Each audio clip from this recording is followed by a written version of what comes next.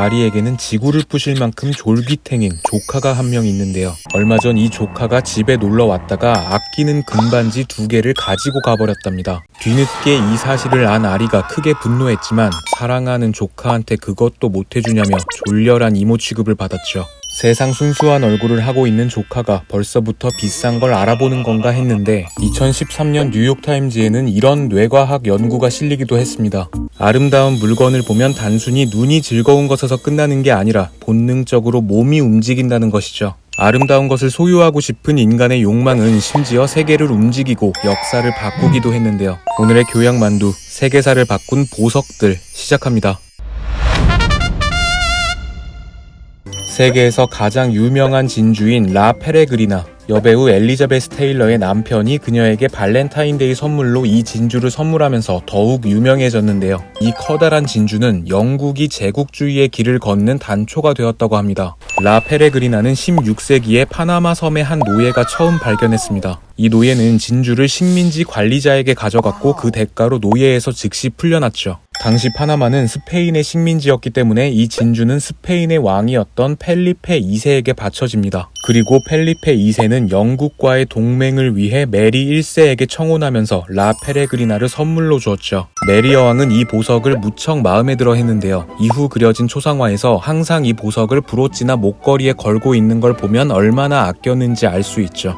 그런데 이 보석을 마음에 들어 했던 사람이 메리 여왕뿐만은 아니었습니다. 그녀의 이복 동생인 엘리자베스 역시 이 진주를 탐냈다고 하죠. 안타깝게도 메리는 결혼식을 올리고 얼마 되지 않아서 세상을 떠났는데요. 이복 동생이 진주를 물려받는 것이 죽기보다 싫었던 나머지 여왕은 남편인 펠리페 2세에게 다시 진주를 돌려줘버리라는 유언을 남길 정도였다고 합니다. 그런데 펠리페 2세는 메리가 죽은 직후에 엘리자베스에게 청혼을 해버립니다. 하지만 엘리자베스가 이 청혼을 거절했죠. 다만 라 페레그리나가 탐났던 엘리자베스는 비슷한 진주라도 가져야겠다고 마음먹습니다. 그리고 영국의 해적들을 고용해서 스페인의 보물선을 싹 쓸어버리고 진주란 진주는 다 빼앗아 버리죠. 이렇게 시작된 엘리자베스의 위험한 진주 찾기는 두 국가 간의 경쟁으로 변질됐고 이후 영국이 스페인의 무적 함대를 격파하면서 유럽 내의 힘의 지형이 바뀌게 됐습니다. 이른바 영국의 황금기라 불리는 대영 제국의 시작은 어찌 보면 이렇게 진주 한 알에서 비롯되었다고도 볼 수 있죠. 루이 16세의 왕비 마리 앙투아네트, 그녀를 단두대의 이슬로 사라지게 만든 프랑스 혁명의 기폭제가 된 사건도 한 다이아몬드 목걸이와 무관하지 않습니다. 이야기는 루이 15세 때로 거슬러 올라갑니다. 루이 15세는 자신의 정부인 마담 듀바리를 위해서 한 보석상에게 세상에서 제일 크고 비싼 다이아몬드 목걸이를 주문 제작합니다. 이 목걸이를 만드는 데 들어간 다이아몬드만 무려 2800캐럿이었는데요. 문제는 루이 15세가 목걸이 예약을 해놓고 돈도 내기 전에 사망해버린 거였죠. 노쇼 고객 때문에 파산 직전에 처한 불쌍한 보석상은 목걸이를 마리 앙뚜아네트에게 사달라고 졸랐지만 까입니다. 왕실의 보석함은 이미 충분히 찼다라는 이유였죠. 그런데 이 다이아몬드에 대한 소문을 들은 사기꾼 잔 드 생 레미가 이 목걸이를 훔치기 위해서 판을 짜기 시작합니다. 우선 평소 마리 앙투아네트와 친해지고 싶어 했던 호구 로왕 추기경에게 접근합니다. 그리고 왕비와 친분을 만들어주겠다면서 뻥을 치죠. 이후 왕비의 필체를 흉내내면서 편지도 주고받고 왕비와 닮은 매춘부를 섭외해서 둘의 만남을 주선하기도 합니다. 결국 이 호구는 자신이 왕비와 사랑하는 사이라고 착각까지 하게 되죠. 그때서야 이 사기꾼은 목걸이 얘기를 꺼냅니다.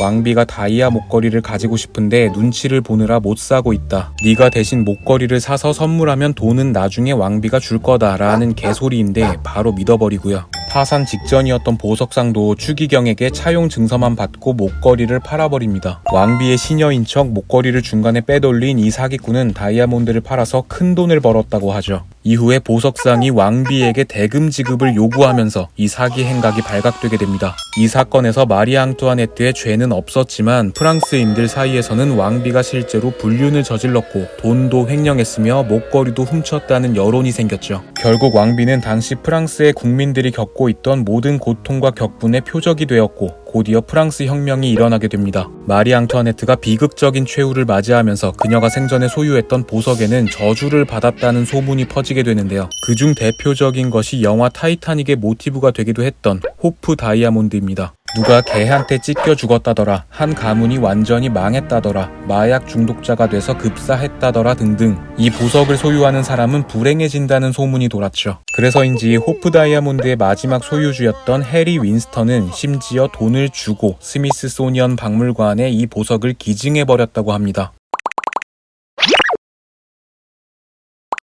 여러분, 세계 4대 보석이 뭔지 아시나요? 바로 다이아몬드, 루비, 사파이어, 에메랄드입니다. 보석의 값을 결정짓는 요소들은 다양하지만 그 중에서도 대표적인 것이 바로 희소성입니다. 그리고 이 희소성 때문에 보석보다 더 비싼 값을 했던 유리 구슬도 있었죠. 17세기 네덜란드의 페터르 미노이트는 아메리카 원주민들에게 지금의 맨해튼 지역을 약 24달러어치의 유리구슬을 주고 사들였는데요. 현재까지도 역사상 가장 큰 사기 행각이 아니냐면서 논란이 거센 사건이죠. 그런데 놀랍게도 이 거래는 오랫동안 양쪽 모두에게 아주 만족스러운 거래였습니다. 당시 아메리카 원주민들은 조개 껍데기로 만든 구슬을 화폐처럼 사용하고 있었습니다. 게다가 유리 제작 기술이 없었던 원주민들에게 태어나서 처음 보는 유리 구슬은 보석보다 희귀하고 값비싼 보물이었죠. 지금이야 유리 구슬이 뭐 있어도 쓸데가 있나 싶지만 당시만 해도 이건 희소성이 있는 보석이자 화폐였고 당연히 쿨거래가 가능했던 것입니다. 왜 프로포즈를 할 때는 꼭 반지를, 그것도 다이아 반지를 선물로 주는 것이 어떤 상징처럼 되어버린 걸까요? 여러분, 일단 세계의 여러 문화권에서는 공통적으로 동그라미라는 도형이 약속의 의미를 갖고 있습니다. 바이킹들은 금속 팔찌로 서로 간의 의리를 맹세했고 극동지방에서는 뱅글로 결혼 서약을 했죠. 그 중에서도 약혼 반지라는 개념은 고대 그리스 로마인들이 처음 만들었는데요. 특히 그들은 왼손 약지에서 심장으로 직통하는 특별한 혈관이 있다고 믿었다는 그런 이야기가 있습니다. 바로 이것이 네 번째 손가락 반지의 기원이라는 하나의 설이고요. 그럼 왜 다이아몬드냐? 세계 2차 대전이 끝나갈 무렵 다이아몬드 회사인 드비어스는 매출이 떡락하게 되는데요. 드비어스는 이 위기를 타파하기 위해서 미국의 중산층을 겨냥한 약혼 반지 마케팅을 펼칩니다. 특히 18세 미만의 소비자들에게 다이아몬드 이콜 약혼 반지라는 개념을 심기 위해서 TV 광고부터 영화 PPL, 연예인 협찬 등에 돈을 오지게 쏟아붓는데요. 그 결과 어린 소녀들에게는 다이아 반지를 하나쯤 받아야 정말 결혼을 약속한 것이라는 믿음이, 소년들에게는 다이아 반지를 주지 않으면 진짜 프로포즈를 한 것이 아니다라는 신념이 주입됐다고 하죠. 그러니까 다이아 반지 이런 거 다 상술입니다. 하마터면 상술에 걸릴 뻔했네. 진짜로 변하지 않는 보석은 땅속이나 백화점이 아닌 여러분의 마음속에 있습니다. 와, 존나 멋있어. 교양 만두였습니다.